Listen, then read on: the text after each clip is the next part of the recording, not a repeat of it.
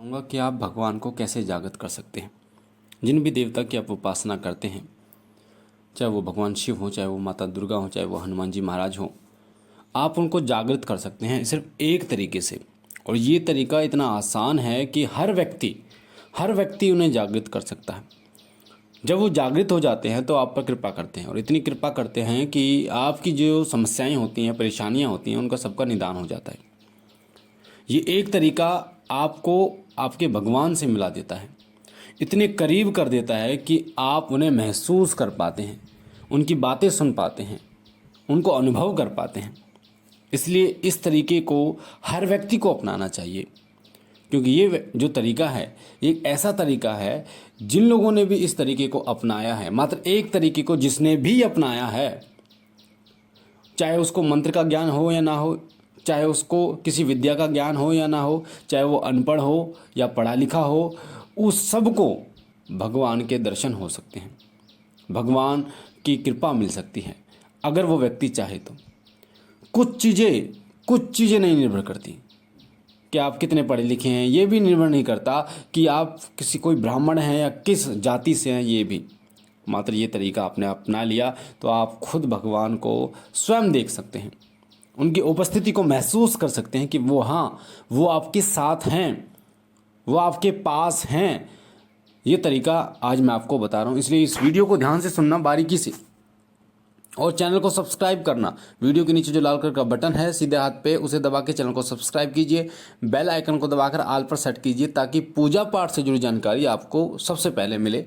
और हमसे जुड़ना चाहते हैं तो टेलीग्राम ग्रुप से जुड़िए, उसका लिंक डिस्क्रिप्शन में है। कोई भी सवाल आपका हो तो उस पर आपको आपका जवाब जरूर मिलेगा। वो कौन सा तरीका है जिससे भगवान की प्राप्ति हर व्यक्ति को हो सकती है? वो कौन सा तरीका है जिससे आप भगवान को अनुभव कर सकते हैं? जिस प्रकार हवा को देखा नहीं जा सकता, अनुभव किया जा सकता है, उसी प्रकार से भगवान को भी अनुभव किया जा सकता है, उनको महसूस किया जा सकता है। और कैसे कर सकते हैं आप? वो जब आप उनकी जगह स्वयं को देखें, जब आप ये सोचें कि आपके साथ भगवान है, या आपने खुद उनका वेश धारण कर रखा है। भगवान जब तक नहीं मिलते, जब तक आप उनके गुणों को धारण नहीं करती। जैसे उदाहरण के लिए हनुमान जी की कृपा आपको पानी है, हनुमान जी को अगर पाना है तो उनके गुण धारण करने पड़ेंगे। जैसे ब्रह्मचर्य से जुड़ा गुण। अब ब्रह्मचर्य का मतलब ये नहीं होता कि पूरे जीवन ब्रह्मचर्य करना पड़े आपको, उसके भी अलग अलग तरीके होते हैं, कैसे ब्रह्मचर्य का पालन आपको करना चाहिए। कई वीडियो में मैंने आपको बताया भी है, और कमेंट बोलोगे आप, अगर कमेंट करोगे तो मैं एक स्पेशल वीडियो इसके ऊपर बनाऊंगा, जिसमें आपको बताऊंगा कि एक व्यक्ति गृहस्थ होते हुए भी ब्रह्मचर्य का पालन कैसे कर सकता है, और उस व्यक्ति को वही फल मिलेगा जो एक ब्रह्मचारी को पूजा करने का मिलता है। तो जैसे हनुमान जी ब्रह्मचारी हैं, हनुमान जी सात्विक हैं, उसी प्रकार से आपको भी उन गुणों को अपनाना पड़ता है, तब जाके उनकी कृपा मिलती है, तब जाके उनकी जो शक्तियां हैं वो मिलती है आपको। तो आपको स्वयं को उनकी जगह रख के सोचना है। जब आप ये सोचेंगे कि मेरे साथ वो हैं, हर पल हैं, आपके हृदय में हैं, आपको ये सोचना है कि वो मेरे हृदय में वास करते हैं, वो मेरे शरीर में वास करते हैं। अभी उनका वास मेरे शरीर में है, क्योंकि जब आप ये सोचेंगे कि उनका वास मेरे शरीर में है, वो आपके हर पल साथ हैं, तो आप कोई गलत काम नहीं करेंगे। आप कुछ खाएंगे भी, अगर तामसिक चीज़ें भी खाएंगे, तो आपको ये ध्यान रहेगा कि मैं नहीं हूँ, ये मैं नहीं हूँ, ये शरीर में जो वास है वो मेरे भगवान का वास है। और तामसिक चीज़ें उनको नहीं पसंद है, वो रुष्ट हो जाते हैं तामसिक चीज़ों से, तो आप नहीं खाओगे। अगर आप किसी को गलत करने के लिए जाओगे तो भी नहीं कर पाओगे। क्यों? क्योंकि आप ये महसूस कर चुके हैं, ये मान चुके हैं कि आपके अंदर भगवान है, आपके हृदय में भगवान है, आपके साथ भगवान है। वो आप नहीं हो, वो वही हैं जो आपके स्वरूप में हैं। तो आप वो काम करोगे जिससे उनको प्रसन्नता हो, जिससे वो खुश हो जाए।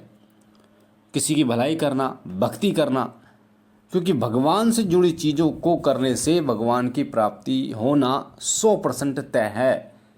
जो भगवान को चीज़ें पसंद हैं वो अगर आप करते हैं तो आपकी गति मोक्ष के लिए तय है कि आपको मोक्ष मिलेगा। तो खुद को उनका ही रूप अगर आप मान लें, अगर आप खुद को उन्हीं का रूप मान लें, खुद को उन्हीं के गुणों को आप अपने अंदर धारण कर लें, तो आप कभी ना तो गलत काम करेंगे और ना ही आपके पास कभी जो है नेगेटिव शक्तियाँ आएंगी। एक भील की कहानी आपने सुनी होगी। जब एक भील शिकार करने के लिए जाता है तो वो उसको शिकार नहीं मिलता, तो देखता है कि वो एक शिवलिंग वहाँ पर होता है, और शिवलिंग को जब होता है तो वो देखता है कि कोई शिकार नहीं मिल रहा। एक शिकार हिरन होता है तो उसको वो तीर मारता है तो शिवलिंग की आँख पर लगता है और उससे खून बहने लगता है।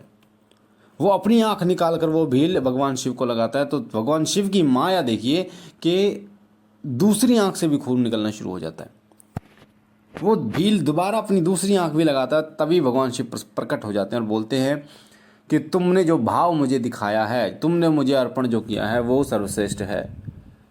जैसे भगवान विष्णु ने भगवान शिव की आराधना की थी, 1000 पुष्पों से भगवान के सहस्त्र नाम का पाठ किया था, और जब एक फूल कम हो गया था तो भगवान श्री हरि ने, क्योंकि नैन कमल भी कहते हैं, अपनी आंख चढ़ाई थी, तो भगवान शिव बहुत प्रसन्न होकर हुए थे और अपना सुदर्शन चक्र जो है वो भगवान विष्णु को प्रदान किया था। उसी प्रकार इस भील ने अपनी आंखें दोनों निकाल के दी, तो इस भील को मोक्ष होता है, क्योंकि भील ने ये मान लिया था कि ये पत्थर नहीं है, ये शिवलिंग, यहाँ पर ये भगवान शिव है स्वयं। उसने अपनी आंख लगाई, उसका भाव देखिए। तो जब आपके अंदर ऐसा भाव उत्पन्न हो जाता है कि भगवान मेरे साथ हैं, हर पल साथ है, मेरे शरीर के अंदर हैं, तो आप कभी गलत नहीं करते। आप जो करेंगे वो सही करेंगे। वो जो होगा वो आपके हित के लिए, वो आपके परिवार के हित के लिए होगा। कभी आप किसी का दिल नहीं दुखाओगे, किसी जानवर को नहीं मारोगे, और ना ही किसी को हिंसा करने के लिए बोलोगे, ना खुद हिंसा करोगे। जब तक आप ये तय नहीं कर लेते कि भगवान आपके साथ है, आपके घर के मंदिर में है। आप जब सुबह शाम पूजा करने के लिए जाते हैं तो आप किस सोच के साथ जाते हैं, ये बहुत महत्वपूर्ण है। मैं जब पूजा करने के लिए जाता हूँ तो मेरा एक समय सेट है कि मुझे शाम को 7 साढ़े 7 बजे पूजा में बैठ जाना है। तो आधे घंटे का एयर फेयर हो सकता है 7 साढ़े 7 के बीच का, पर पूजा में बैठ जाना है। और उस समय पर हाथ बांध कर जब मैं मंदिर में जाता हूँ, इस सोच के साथ जाता हूँ कि मेरे भगवान आसन पर, स्वर्ण सिंहासन पर, रत्न जड़ित सिंहासन पर बैठे हुए हैं और मैं हाजिरी देने के लिए जा रहा हूँ। शीश नवाकर उनके चरणों में बैठ जाता हूँ। और उस समय पर ना कोई बात, ना चीत, ना कोई भी कार्य ऐसा नहीं। कई लोग फ़ोन उठा लेते हैं, कई लोग, क्यों? आप भगवान के सामने, आपने भाव ही नहीं रखा, वो आप उनके सामने बैठे हुए हैं, और आप भगवान जिसके सामने है वो कुछ और काम कैसे कर सकता है? तो जब आपके अंदर ये भाव उत्पन्न हो जाएगा ना, तब आप देखना कि आपको भगवान की प्राप्ति हो ही जाएगी। वो कुछ नहीं देखते, सिर्फ आपका भाव देखते हैं। आपके अंदर भाव है तो भाव के भूखे हैं भगवान, उनको कुछ नहीं चाहिए। तो मुझे आशा है ये जानकारी आपको पसंद आई होगी। पहली बार चैनल पे हैं तो चैनल को लाइक कीजिए, शेयर कीजिए, सब्सक्राइब कीजिए और शिव कृपा परिवार से जुड़िए। बाबा भोलेनाथ से मैं विनती करता हूँ कि वो आप पर कृपा करें, आपके घर परिवार पर कृपा करें, सदैव आपकी झोली भरते रहे। हम मिलते हैं एक नई जानकारी के साथ, तब तक के लिए ओम नमः शिवाय, ओम नमः शिवाय, ओम नमः शिवाय।